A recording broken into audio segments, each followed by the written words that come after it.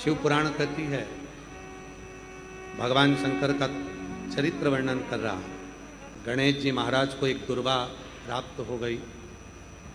उस दुर्वा की महत्वता को जो समझा,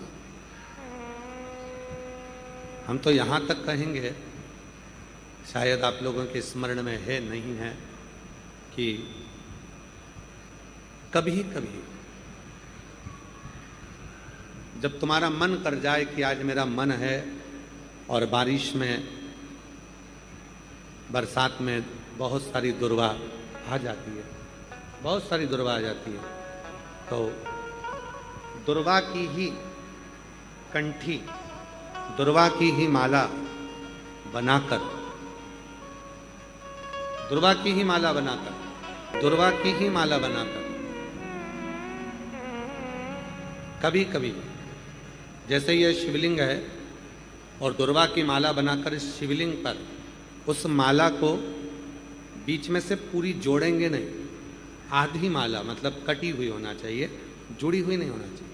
माला को, ये अशोक सुंदरी वाली जो जगह है, यहाँ से दुर्वा की माला चढ़ाते चढ़ाते चढ़ाते चढ़ाते शिवलिंग पे से माँ जगतजननी की पीठिका तक वो माला जा। अभी बारिश में दुर्वा आ जाती है, सावन के महीने में जब तुम्हारा मन पड़ जाए, और अगर तुम्हारे बगीचे में दुर्वा मिल जाती हो तो हर महीने भी अगर आपने यहाँ अशोक सुंदरी से दुर्वा की माला बनाई और उस माला को यहाँ से चढ़ाते चढ़ाते चढ़ाते चढ़ाते ऐसे शिवलिंग पर समर्पित करते हुए अपने उंगली पर थोड़ा सा घृत लगाकर बीच में एक बिंदी लगा दें और बाबा को अपने मन की कामना कहकर आप वापिस अपने घर पर आ जावें। 2 या 3 बार आप अगर दुर्वा की माला समर्पित कर देते हैं तो जो भी मन की कामना होती है, मेरा देव अधिदेव महादेव पूर्ण जरूर कर। उस दुर्वा की माला में वो बल होता है जो शिव को हमारी ओर केंद्रित करता है। गणेश पुराण में आता है कि शमी वृक्ष की पत्ती को जब कोई नारी, पुरुष, बच्चा, बूढ़ा, जवान उस शमी के पत्ते को बेलपत्र के साथ लेकर जब शिवालय तक जाता है, जितनी देर तक वो शमी का पत्ता उसके हाथ में रहता है, जितनी देर तक शमी का पत्र उसके घर में रहता है, जितनी देर तक शमी का पत्र उसके स्पर्श में रहता है, उतने उतने शरीर के रोग, दुख, ताप काट देता है और उसे अलग से बल प्रदान कर देता है। शमी पत्र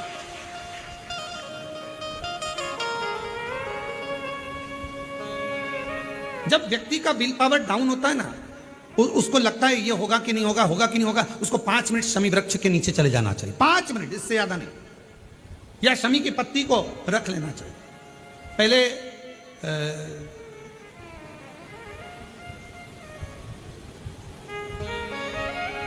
कोई स्थान का ध्यान नहीं आ रहा है स्मरण में, पहले एक नियम चलता था, आप लोगों के जिंदगी में भी, आपका भी बुढ़ापा आया होगा, आप भी युवान अवस्था में आए होंगे, कभी तो स्कूल गए होंगे, कभी तो पढ़ने गए होंगे। सबसे पहले अगर हमारे विद्याध्ययन को निकालेंगे तो हमारे यहाँ एक नियम चलता था कि शमी की पत्ती को किताब के अंदर उसको विद्या के रूप में रख लिया जाता था। बाद में ये नई नई डिजाइन की पत्ती आ गई तो विद्या का पेड़ पैदा कर दिया इनने। अब वो विद्या का पेड़ पैदा कर दिया तो विद्या को रखने लगे। विद्या की पत्ती को लोग शमी की पत्ती समझने लगे, क्योंकि उसमें भी ऐसी पत्तियां निकली रहती है और शमी की पत्ती भी ऐसी ऐसी निकली रहती है। तो पहले नियम था कि किताब के अंदर शमी की पत्ती को रख लेते थे और कहते थे इसमें विद्या है, इसमें विद्या है। विद्या का मतलब क्या, उसको बल मिलता था, एनर्जी मिलती थी। एग्जाम में बैठता, कंपटीशन एग्जाम में बैठता, जब वो कोई इंटरव्यू देने के लिए बैठता या टेस्ट देने के लिए बच्चा बैठता तो वह खुश होता था, मेरी किताब में शमी, मेरे किताब में विद्या रखी है। विद्या से मतलब, आज के जमाने में लोग विद्या का पेड़ की पत्ती रख लेते, पर रखते क्या थे, जम के बोलो, शमी की पत्ती रखी क्या जाती थी, शमी की पत्ती। और वो शमी की पत्ती क्या देती थी, उस बच्चे को बल देती थी, एनर्जी देती थी। डामाडोल नहीं होगा, टेंशन मत लेना, विल पावर कमजोर नहीं होगा, पत्ती रखी है शमी की, उसके नजदीक में है, शमी बल देती है।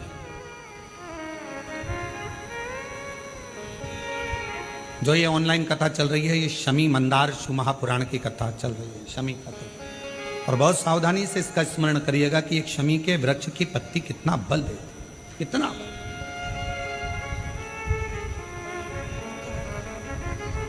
शायद आप लोगों में भी कोई ना कोई तो ऐसा होगा जिसने बचपन में विद्या की पत्ती रखी होगी। वो विद्या की पत्ती बाद में आई होगी, पहले थी वो शमी की पत्ती। कौन कौन ने रखी? जरा हमने तो रखी, हमने भी रखी। वो पत्ती तोड़ कर रख लेते थे, उसमें विद्या बढ़ेगी, विद्या बढ़ेगी। विद्या बढ़े मतलब बल बढ़ेगा, अपने अंदर एनर्जी आ, बल। अब उसको लोग आजकल विद्या की पत्ती अलग से आने लगी, तो लोग उसको विद्या की पत्ती तोड़ने लगे, नहीं तो रखते थे वो शमी की। और मैंने तेरे ही भरोसे बाबा, तेरे ही भरोसे हवा बिच उड़ती जावानी बाबा, डोर हटो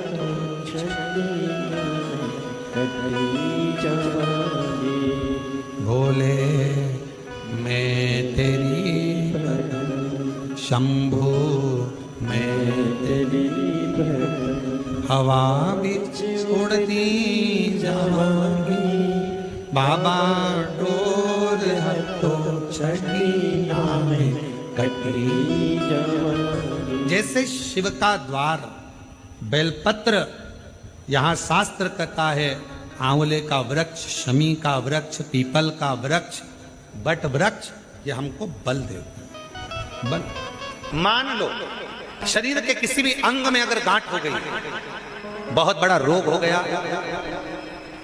बहुत बड़ा रोग हो गया, डॉक्टर को दिखाइए, दवाइयां लीजिए, जांचें कराइए। और शंकर जी की 5 लड़कियां, पहले नंबर पर जया, 5 बेलपत्र लेकर जाओ। 1 बेलपत्र जया शिव शंकरा, जम के बोलो, जया शिव शंकरा। 1 बेलपत्र अशोक सुंदरी वाली जगह पर समर्पित कर। दूसरी विषहरा शिव शंकरा, गणेश जी की जगह पर अर्पित कर। श्यामली बारी शिव शंकरा, कार्तिकेय की जगह पर समर्पित कर।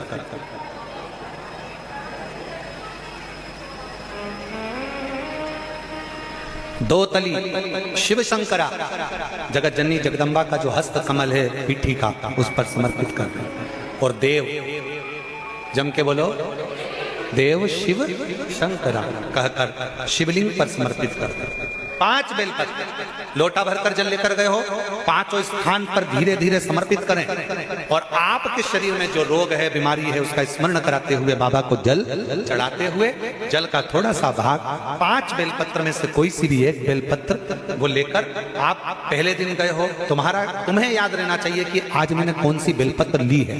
गणेश जी के स्थान की बेलपत्र ले लो, दूसरे दिन अशोक सुंदरी की बेलपत्र ले लो, तीसरे दिन कार्तिकेय की बेलपत्र ले लो, चौथे दिन पार्वती के हस्त कमल की बेलपत्र ले लो, और 5वें दिन शिव के शिवलिंग की बेलपत्र ले लो। ऐसा क्रम बना लो। 5 दिन 5 बेलपत्र चढ़ाना है और 1-1 बेलपत्र लेकर आना है। सुबह खाली पेट उस बेलपत्र को खाइए और थोड़ा सा जलपान कर बाबा का जो जल है उसका आचमन करो, शिव जी से विनय करो। 5 दिन के बाद में फिर वापिस जांच करवाइए, धीरे धीरे शरीर में जो रोग है वो समाप्त की ओर जाए। जो डॉक्टर दवाई दे वो दवाई खाओ, जो डॉक्टर जांच का बोले जांच कराओ। डॉक्टर शंकर का एक रूप है, जैसा डॉक्टर बोले वैसा करो, पर साथ में शंकर के प्रति एक विश्वास रखकर उसकी दृढ़ता भी धारण, शिव के एक समर्पण कर, जीवन की एक आनंदता को प्रकट करने लगे।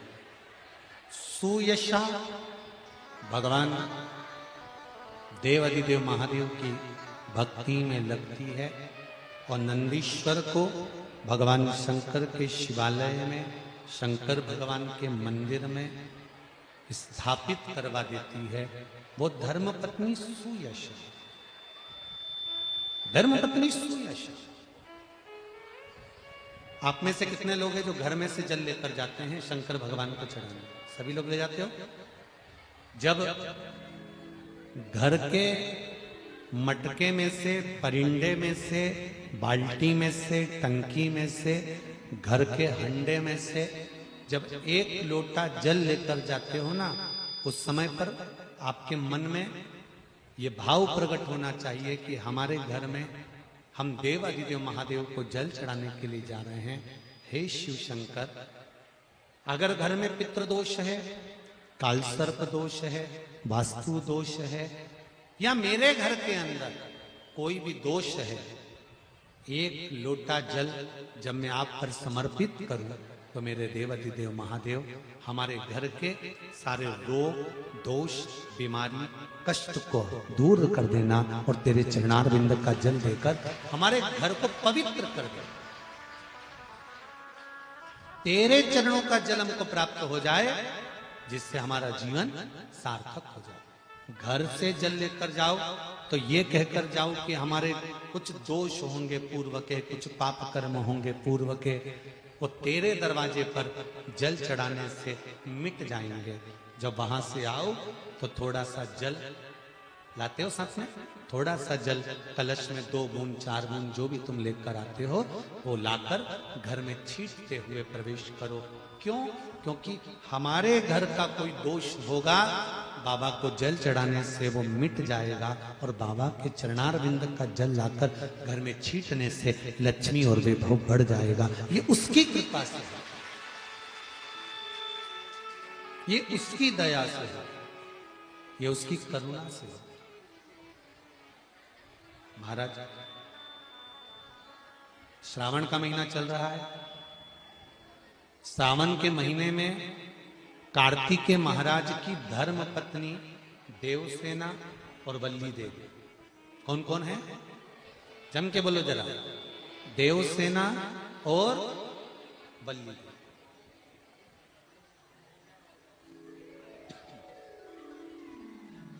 देवसेना और वल्ली देवी, ये कार्तिकेय महाराज की 2 धर्म पत्नी है। इन्होंने शंकर भगवान की आराधना कब करी थी? तो कहा जिस समय पर माता पार्वती शंकर भगवान के साथ में चौसर खेलती हैं और चौसर खेलते समय पर शंकर भगवान हार जाते हैं, नीलकंठ पर जाकर बैठ जाते हैं। नीलकंठ पर से भगवान शंकर कार्तिकेय जी से बात करते हैं। भगवान विष्णु स्वयं पासा बनते हैं, रावण निर्णायक बनता है और कार्तिकेय के कहने पर वापिस पुनः शंकर भगवान चौसर खेलने के लिए माता पार्वती के साथ बैठ गए। फिर वापिस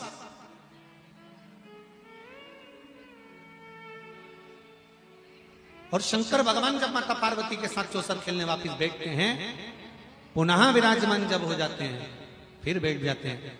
तब पार्वती मैया जब हारती हैं तो पार्वती जी के मन को यह लगता है कि हारने का कारण क्या है। एक शमी का पुष्प और एक जल में मिला हुआ दूध, जल में मिला हुआ दूध और एक शमी का पुष्प। थोड़ा ध्यान देना कथा की ओर, बहुत भाव से श्रवण करिएगा। एक जल में मिला हुआ दूध और एक शमी का पुष्प, ये दोनों महामृत्युंजय के जप के लिए, महामृत्युंजय अनुष्ठान के लिए, महामृत्युंजय मंत्र के लिए बड़े प्रबलता का कार्य करते, बड़े प्रबलता। ध्यान दीजिएगा, जब आपको लगे कि आपके परिवार में अगर कोई दुखी है, किसी को बहुत कष्ट आ गया, कोई बहुत ज्यादा कर्जे में लदालुम हो गया और उसने विचार करा कि मैं तो मर जाऊं तो अच्छा है या मैं सुसाइड कर लूं तो अच्छा है, अब उनसे निवेदन रहेगा कि मरना मना नहीं, पर थोड़ा प्लान लेट बनाओ मरने का। हम ये नहीं कर रहे कि तुम मत मरो, पर थोड़ा प्लान लेट करो।